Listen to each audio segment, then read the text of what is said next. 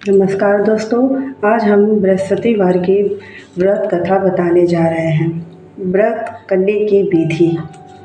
बृहस्पतिवार को सूर्योदय से पहले उठकर स्नान से निवृत्त होकर भगवान बृहस्पति देव का स्मरण करते हुए व्रत का आरंभ करना चाहिए। उपासक को घर के किसी कक्ष में छोटा अथवा बड़ा पूजा स्थल बनाकर उसमें भगवान बृहस्पति देव की प्रतिमा को स्थापना करनी चाहिए। घर के समीप किसी मंदिर में जाकर भी भगवान बृहस्पतिवार की पूजा की जा सकती है। भगवान बृहस्पतिवार पीले रंग के पुष्प और पूजा पीले रंग के वस्त्र धारण का विशेष महत्व बताया है। पीले रंग के पुष्प, केले और पीले चंदन से भगवान बृहस्पति देव की पूजा का विधान है। बृहस्पतिवार के व्रत में बेसन और दूसरे पीले रंग के खाद्य पदार्थ का सेवन करना चाहिए। व्रत करने वाले पुरुष बृहस्पतिवार के दिन दाढ़ी एवं सिर के बाल न कटवाएं। पूजा के समय भगवान बृहस्पति देव से जो मनोकामना प्रकट की जाती है वह उस मनोकामना को पूरी करते हैं। इस व्रत में व्रत कथा पढ़ने और श्रवण करने का विशेष महत्व है। बृहस्पतिवार का व्रत कथा। प्राचीन समय की बात है। भारत में एक राजा राज करता था। वह बड़ा प्रतापी तथा दानी था। वह नित्य प्रति मंदिर में भगवत दर्शन करने जाता। वह ब्राह्मण और गुरु की सेवा किया करता था। उसके द्वार से कोई याचक निराश होकर नहीं लौटता था। वह प्रत्येक गुरुवार को व्रत रखता, पूजन करता, हर दिन गरीबों की सहायता करता। परंतु ये सब बातें उसकी रानी को अच्छी नहीं लगती थी। वह न व्रत करती और न किसी का एक पैसा भी दान देती थी। वह राजा से ऐसा करने के लिए मना किया करती थी। एक समय की बात है। राजा शिकार खेलने वन चले गए थे। अब उस समय गुरु बृहस्पति साधु का रूप धारण कर राजा के दरवाजे पर भिक्षा मांगने आए। साधु की ने रानी से भिक्षा मांगी तो वह कहने लगी, हे साधु महाराज, मैं इस दान पुण्य से तंग आ गई हूँ। इस कार्य के लिए तो मेरे पतिदेव ही बहुत है। आप ऐसा कृपा करें कि सारा धन नष्ट हो जाए तथा मैं आराम से सो रह सकूँ। साधु रूपी बृहस्पति देव ने कहा, हे देवी, तुम बड़ी विचित्र हो। संतान और धन से कोई दुखी नहीं होता है, इसको सभी चाहते हैं। पापी भी पुत्र और धन की इच्छा रखता है। अगर तुम्हारे पास धन अधिक हो तो भूखे मनुष्यों को भोजन करवाओ, प्याऊ लगवाओ, ब्राह्मणों को दान दो, धर्मशालाएं बनवाओ, कुआं, तालाब, बावड़ी, बागीचा आदि का निर्माण कराओ तथा निर्धनों को, कुंवारी कन्याओं का विवाह कराओ, साथ ही यज्ञ करो। इस प्रकार कर्मों से आपको कुल और आपका नाम प्रलोक में सार्थक होगा एवं स्वर्ग की प्राप्ति होगी। परंतु रानी साधु की इन बातों से खुश नहीं हुई। उसने कहा, हे साधु महाराज, मुझे ऐसे धन की आवश्यकता नहीं है जिसको मैं अन्य लोगों को दान दूं तथा जिसको रखने और संभालने में मेरा समय नष्ट हो जाए।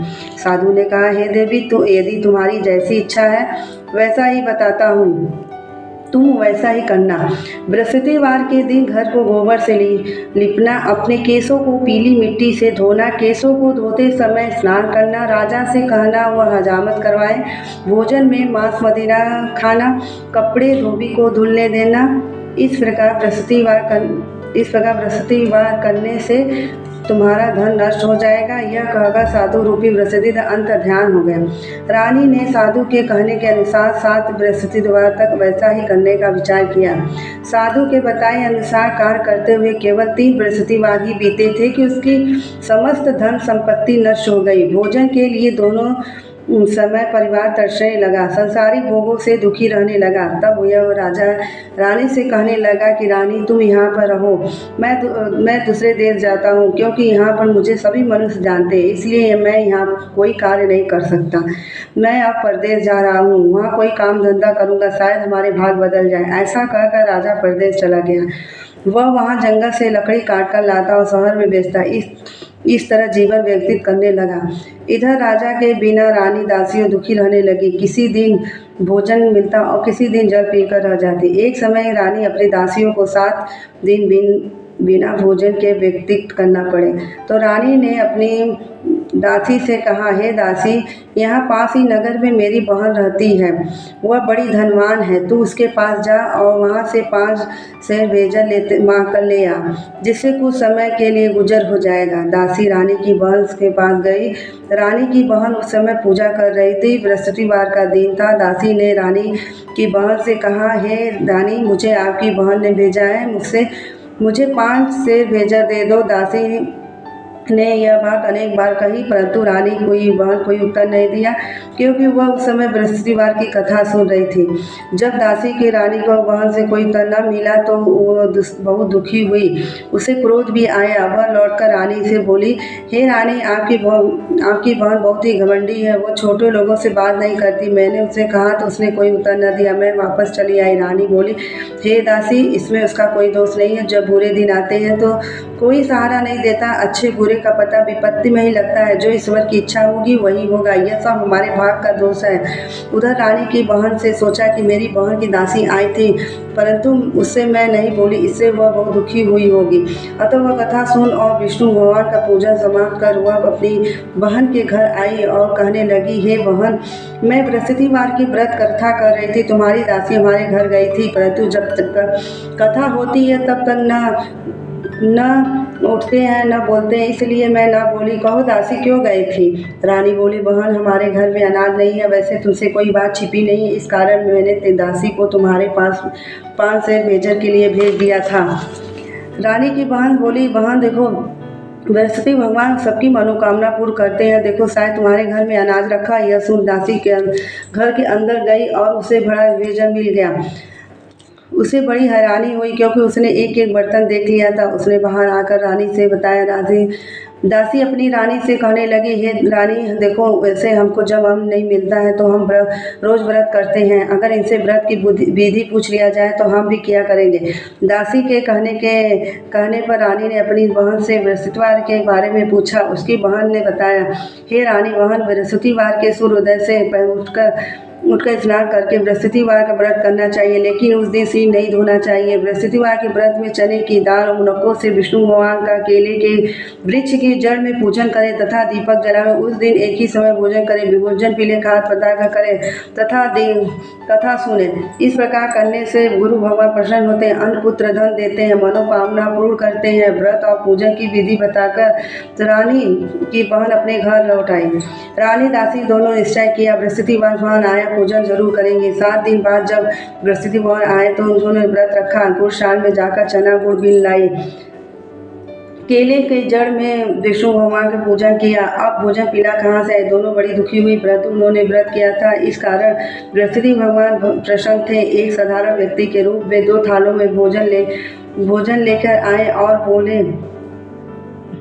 हे दासी, यह भोजन तुम्हारे रानी के लिए, तुम दोनों करना। दासी भोजन के पाकर बड़ी खुश हुई और वो रानी से बोली, रानी जी, भोजन कर लो। रानी भोजन के आने के बारे में कुछ पता ही नहीं था, इसलिए वह दासी से बोली, जा तू ही भोजन कर ले, क्योंकि तू हमारी व्यर्थ में हंसी उड़ाती है। दासी बोली, एक व्यक्ति भोजन दे गया है। रानी कहने लगी, वह भोजन तेरे लिए दे गया है, तू ही भोजन कर।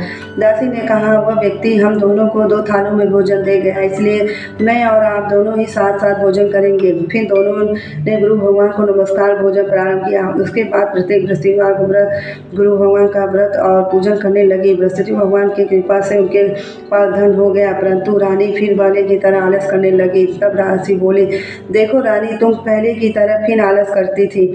तुम्हें धन और रखने में कष्ट होता है, इस कारण सभी धन नष्ट हो गया।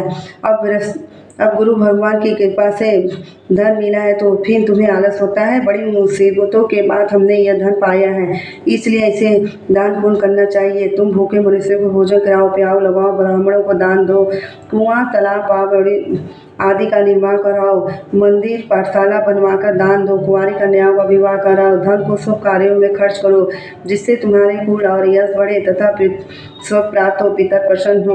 दासी की बात मानकर रानी ने इसी प्रकार कर्म कन्या प्रारंभ किया, जिससे उनका काफी यश फैलने लगा। एक दिन रानी दासी आपस में विचार करने लगी, न जाने किस दशा में होंगे, उनकी कोई खोज खबर नहीं है। गुरु भगवान उन्हें प्रार्थना की। भगवान ने रात्रि में राजा को स्वप्न कहा, हे राजा, उठ, तेरी रानी तुझको याद कर रही है, अब अपने देश को लौट जा। राजा प्रातःकाल उठकर जंगल से लकड़ी काट कर लाने के लिए जोर जाता ही चल पड़ा। जंगल से गुजरते हुए वो सोचने लगा, रानी की गलती से उसे कितनी दुख भोगने पड़े। राजघाट छोड़कर उसे जंगल में आकर रहना पड़ा। जंगल से लकड़ियाँ काटकर उन्हें बेचकर गुजर करना पड़ा। उसी समय जंगल में बृहस्पतिवार एक साधु का रूप धारण कर आए और राजा के पास आकर बोले, हे लकड़ारे, तुम इस सुनसान जंगल में किस चिंता में बैठे हो, मुझे बतलाओ। यह सुन राजा के नेत्रों में जल भर आया। साधु की वंदना कर बोला, हे प्रभु, आप सब कुछ जानने वाले हो। इतना कहकर राजा साधु को अपनी संपूर्ण कहानी सुना दी। महात्मा दयालु होते हुए राजा से बोले, हे राजा, तुम्हारी पत्नी ने बृहस्पतिवार के प्रति अपराध किया, जिससे कारण तुम्हारी यह दशा हुई। अब तुम किसी बात का चिंता मत करो, भगवान तुम्हें पहले से अधिक धन देंगे। देखो, तुम्हारी पत्नी बृहस्पतिवार का व्रत करना प्रारंभ कर दिया है। अब तुम भी बृहस्पतिवार का व्रत करके चने की दाल गुड़ जल के लोटे में डालकर केले का पूजन करो, फिर कथा कहो या सुनो, भगवान तुम्हारी सब मनोकामना पूर्ण करेंगे। साधु को प्रश्न देखकर राजा बोला, हे प्रभु, मुझसे लकड़ी बेचकर इतना पैसा नहीं बचता जिससे भोजन के उपरांत कुछ बचा सकूं। मैंने रात्रि में अपनी रानी को व्याकुल देखा है। मेरे पास कोई साधन नहीं है जिससे समाचार जान सकूं। फिर मैं बृहस्पतिवार की क्या कहानी कहूँ, मुझको तो कुछ मालूम ही नहीं है।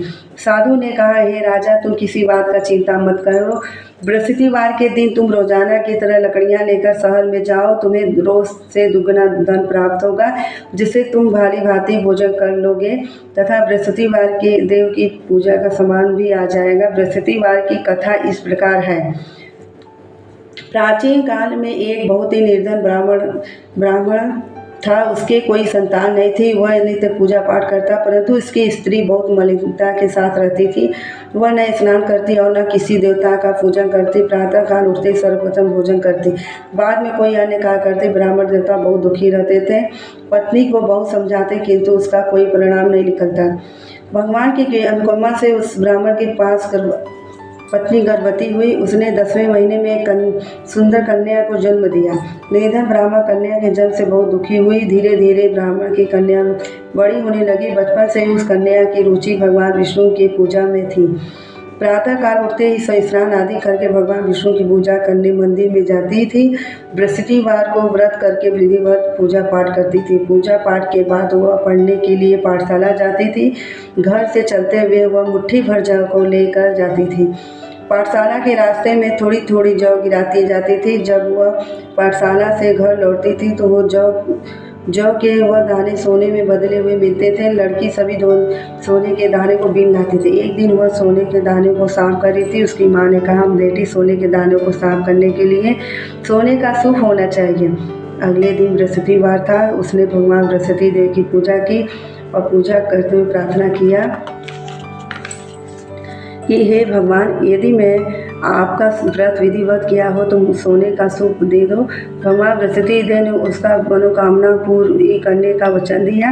पाठशाला से लौटते समय उसे रास्ते में सोने का सूप पड़ा हुआ मिला। लौटकर सोने का सूप अपनी माँ को दिखाकर वह सोने के दाने को साफ करने लगी। उसी समय नगर का राजकुमार उसके घर से गुजरा। उस सुंदर लड़की को सोने के सूप में जौ साफ करते देखा। राजकुमार उस मोहित हो गया। महल में लौटकर राजकुमार ने राजा से उस लड़की से विवाह करने की इच्छा प्रकट की, तो राजा ने ब्राह्मण को महल में बुलवाया। राजकुमार से उस लड़की का विवाह की बात कही। ब्राह्मण तैयार हो गया। धूमधाम से उस लड़की का विवाह राजकुमार से हो गया। दुल्हन बनकर ब्राह्मण की लड़की महल में चली गई। लड़की के चले जाने से ब्राह्मण फिर निर्धन हो गया। इससे कई दिन भोजन भी नहीं मिलता था। वह बहुत दुखी होकर ब्राह्मण एक दिन अपनी लड़की के पास गया। अपने पिता से निर्धनता का समाचार सुनकर उसने बहुत सा धन देकर विदा कर दिया। उस धन को ब्राह्मण के कुछ दिन तक आराम से गुजर गया, लेकिन जल्दी फिर भूखे मरने की हालत हो गई। ब्राह्मण अपनी लड़की से धन लेने के लिए महल में जा पहुंचा। लड़की ने पिता की बुरी हालत देखकर कहा, पिताजी, आखिर आप कब तक मुझसे धन लेकर जीवन यापन करेंगे? आप कोई ऐसा उपाय क्यों नहीं करते हैं आपका घर धन संपत्ति से भर जाए? ब्राह्मण ने कहा, मैंने तेरी माँ को बहुत समझा लिया, उसकी समझ में कुछ नहीं आता है। उसका फूहड़ पर नष्ट हो तब कि घर की दरिद्रता दूर हो। तब कुछ सोचकर लड़की ने पिता से कहा, पिताजी, आप कुछ दिनों के लिए माँ को मेरे पास छोड़ जाओ। ब्राह्मण अपनी पत्नी को लड़की के पास महल में छोड़ आया। लड़की ने अपनी माँ से कहा, माँ, तुम प्रातःकाल उठकर स्नान आदि करके भगवान बृहस्पति की पूजा अवश्य करना। पूजा करने से तुम्हारी निडरता अवश्य दूर हो जाएगी। लेकिन उसकी माँ ने उसकी कोई बात न मानी। तब क्रोधित होकर लड़की ने अपनी माँ को एक कक्ष में बंद कर दिया। सूर्योदय के समय माँ को उठाकर जबरदस्ती उसे स्नान कराया और फिर मंदिर में ले जाकर भगवान बृहस्पति देव की पूजा कराई। कुछ दिनों तक ऐसा करने से माँ की बुद्धि में परिवर्तन हुआ और वह स्वयं बृहस्पतिवार का व्रत रखने लगी। उसके व्रत रखने से ब्राह्मण के घर में भगवान विष्णु की अनुपमा से धन की वर्षा होने लगी। दोनों पति पत्नी धन संपत्ति पाकर आनंद पूर्वक जीवन यापन करते हुए विष्णु धाम को चले गए। अब लकड़ाड़ा बने राजा ने सन्यासी से भगवान बृहस्पति देव की यह कथा सुनकर बृहस्पतिवार का व्रत करके भगवान विष्णु की पूजा की। उस दिन से उसके सभी कलेश दूर हो गए। लेकिन अगले बृहस्पतिवार को कामकाज में अधिक व्यस्त रहने के कारण उसने भगवान बृहस्पति देव का व्रत नहीं किया। भगवान बृहस्पति देव लकड़ाड़े से क्रोधित हो गए और उसे भूल की सजा दी। उस दिन नगर के राजा ने नगर में घोषणा करके सबको सूचित किया, प्रत्येक नागरिक मेरे महल में भोजन करने आए। जो नहीं आएगा उसे अपराधी मानकर भारी दंड दिया जाएगा।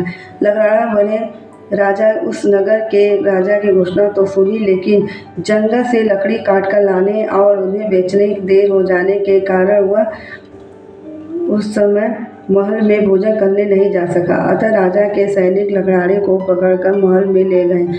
राजा ने उसे महल में एक कक्ष में बैठाकर भोजन कराया।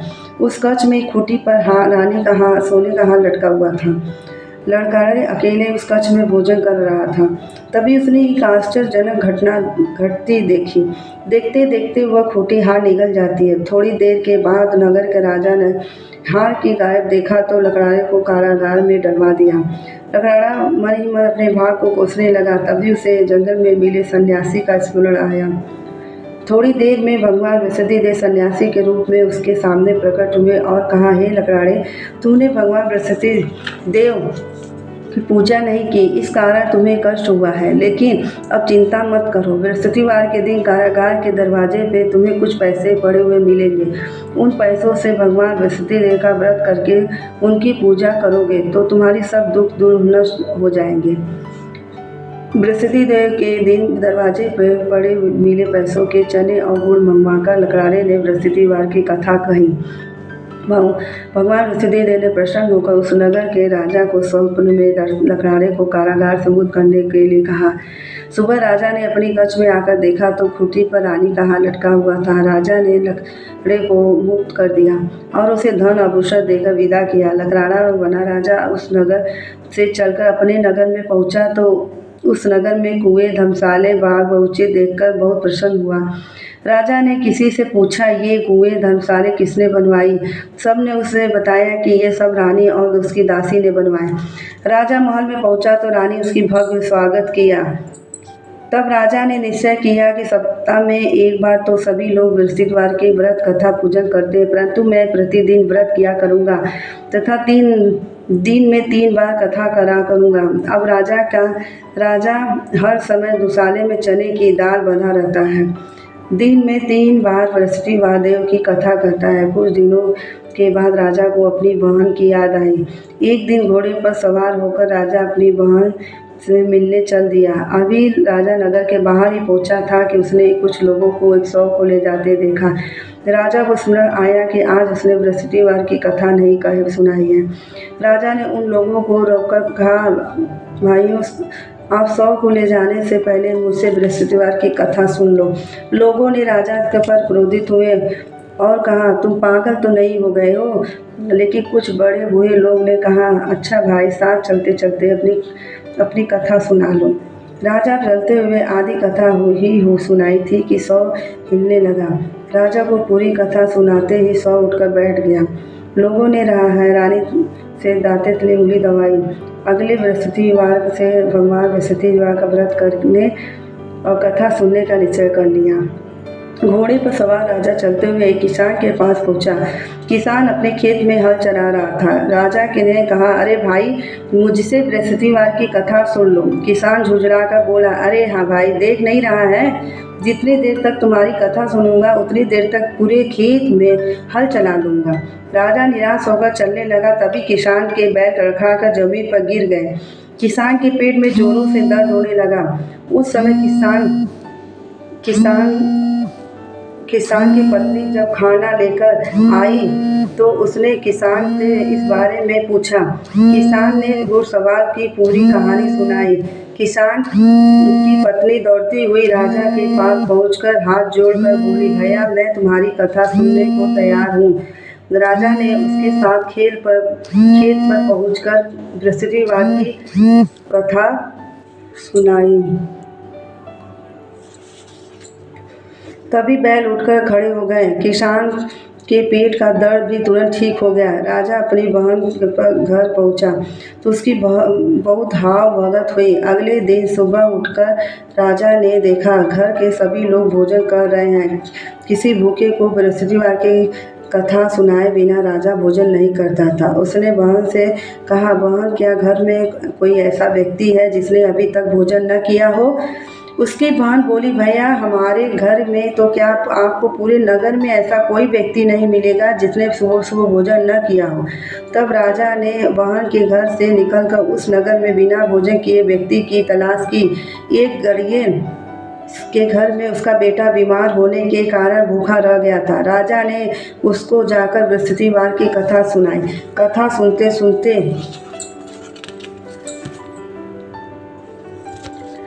बीमार बेटा बिल्कुल ठीक हो गया। उस सबने राजा की प्रशंसा की। एक दिन अपनी बहन से कहा, बहन हम अपने नगर को जाना चाहते हैं, तुम भी हमारे साथ चलो, तो कुछ दिन वहाँ रहकर लौट आना।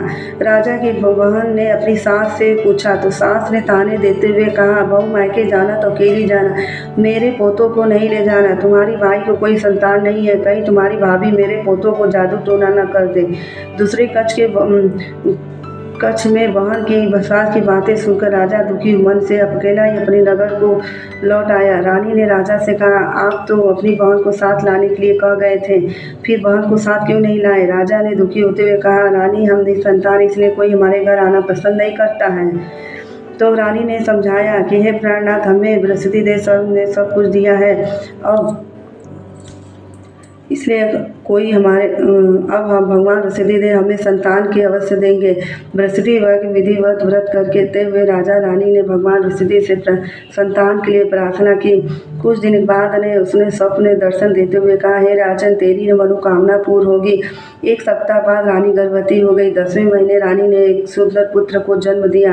राजा रानी बृहस्पतिवार जीवन पर्यंत बृहस्पतिवार का व्रत करते रहे। उनके घर में धन की वर्षा होती रही। आनंद पूर्वक जीवन यापन करते हुए राजा रानी भगवान बृहस्पति देव की अनुकंपा से मोक्ष को प्राप्त करके सीधे वैकुंठ पहुंच गए। बृहस्पति देव को विधिवत व्रत करके जो स्त्री पुरुष भगवान विष्णु की पूजा करते हैं, भगवान उसकी सब मनोकामना पूर्ण करते हैं। बोलो बृहस्पति देव की जय। बृहस्पति देव की आरती। जय बृहस्पति देवा, ओम जय बृहस्पति देवा, छिन्न भोग लगाऊं कदली फल में। ओम जय बृहस्पति देवा, तुम पूर्वर परमात्मा, तुम अंतर्यामी, जगत पिता जगदीश्वर, तुम सबके स्वामी। ओम जय बृहस्पति देवा, चरण अमृत निज निर्मल, सब पातक हरता, सकल मनोरथ दायक, कृपा करो भरता।